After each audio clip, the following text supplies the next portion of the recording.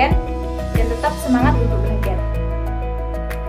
Di sini saya dengan sahabati Siti Badiatus Solihah, saya akan memaparkan sedikit resuman dari sebuah buku yang berjudul Teologi Islam, guna untuk memenuhi tugas dari Komisariat PKPMI Magdu Ibrahim.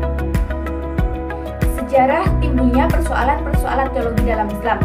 Persoalan yang pertama kali timbul adalah persoalan dalam bidang politik dan bukan dalam bidang teologi. Tetapi persoalan politik ini segera meningkat menjadi persoalan teologi. Ketika Nabi Muhammad SAW mulai menyiarkan ajaran-ajaran Islam yang beliau terima dari Allah di kota Makkah, dan kota itu mempunyai sistem kemasyarakatan yang terletak di bawah pimpinan suku Quraisy. Selama Nabi Muhammad di Makkah, beliau hanya mempunyai fungsi menjadi kepala agama dan tidak mempunyai fungsi kepala pemerintah. Dan semenjak Nabi pindah ke kota Madinah dan beliau di sana sungguh disambut oleh orang-orang yang ada di sana, dan beliau bukan hanya menjadi kepala agama, beliau juga menjadi kepala pemerintah.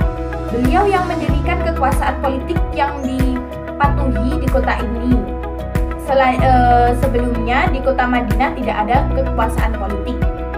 Ketika beliau wafat pada tahun 632 Masehi di daerah Madinah, ini bukan hanya terbatas pada kota itu saja, tetapi boleh dikatakan meliputi seluruh semenanjung Arabia.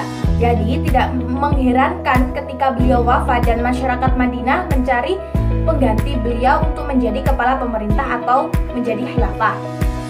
Dan sejarah meriwayatkan Abu Bakarlah yang disetujui oleh masyarakat Islam di waktu itu untuk menjadi pengganti Rasulullah.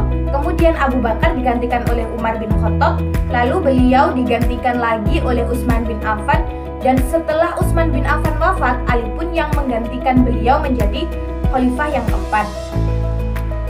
Ketika pada masa Ali bin Abi Thalib menjabat atau menjadi khalifah, disitulah ada kubu Aisyah yang mengajukan Zubair dan Tolhah untuk menggantikan Ali bin Abi Thalib. Tetapi mereka kalah dalam melawan pendukung kelompok Ali bin Abi Thalib. Zubair dan Tolhah mati dibunuh, sedangkan Aisyah dipulangkan ke kota Makkah dengan menaiki onta. Maka perang tersebut disebut dengan Perang Gata. Selain dari kubu Aisyah, ada kubu Muawiyah. Di sana mereka juga menentang Ali bin Abi Thalib. Muawiyah menuntut Ali untuk menindak tegasi pembunuhan Utsman, yang mana ia adalah masih saudaranya. Dan Muawiyah menganggap bahwa Ali ikut andil dalam pembunuhan Utsman karena yang dianggap sebagai pembunuh adalah anak Ali bin Abi Thalib yang bernama Muhammad bin Abu Bakar. Artinya kubu Ali dan kubu Muawiyah bertempur. Di saat kubu Muawiyah melemah, Muawiyah melakukan kelicikan dengan cara mengajak Ali melakukan arbitrase atau perdamaian. Pihak Muawiyah diwakili oleh Amr bin As dan pihak dari Ali diwakili oleh Abu Musa al-Asy'ari. Menurut adat yang berlaku di sana, yang lebih tua yang terlebih dahulu berdiri untuk mengumumkan utusan untuk menjatuhkan kedua belah pihak. Maka Abu Musa al-Asy'ari lah dari pihak Ali berdiri terlebih dahulu. Tapi setelah itu dari pihak Muawiyah, yaitu Amr bin As, mereka berkhianat. Dia tidak mau mengakui kekalahan Muawiyah, ia hanya mengakui kekalahan Ali bin Abi Thalib. Maka Muawiyah lah yang naik tahta. Dan karena Ali menerima keputusan arbitrase tersebut, ada pihak selain dari keduanya yang disebut dengan Khawarij yang menentang Ali. Mereka menganggap bahwa Ali adalah kafir dan harus dibunuh karena menyetujui keputusan manusia. Menurut mereka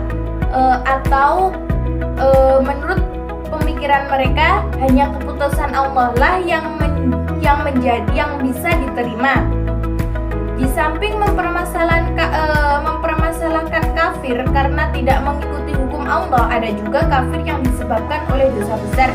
Dalam hal inilah muncullah 3 aliran. Yang pertama yaitu Murji'ah. Orang yang berbuat dosa besar masih mukmin, bukan kafir, dan dosanya diserahkan kepada Tuhan untuk diampuni atau tidak. Yang kedua, Khawarij. Orang yang berbuat dosa besar adalah kafir dan harus dibunuh.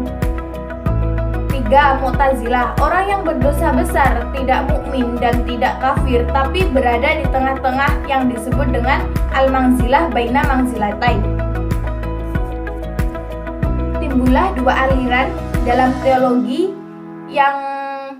yaitu yang pertama Al-Qadariyah. Manusia mempunyai kemerdekaan dalam berkehendak. Yang kedua yaitu Jabariyah. Manusia dalam segala kehendak atau tingkah lakunya bertindak dengan paksa atau tidaknya itu semua dari Tuhan.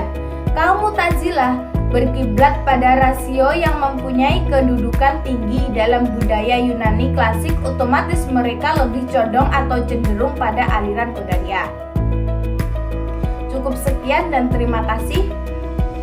Bila ada tutur kata atau kesalahan yang kurang berkenan di hati, baik disengaja ataupun tidak, saya mohon maaf yang sebesar-besarnya. Assalamualaikum warahmatullahi wabarakatuh.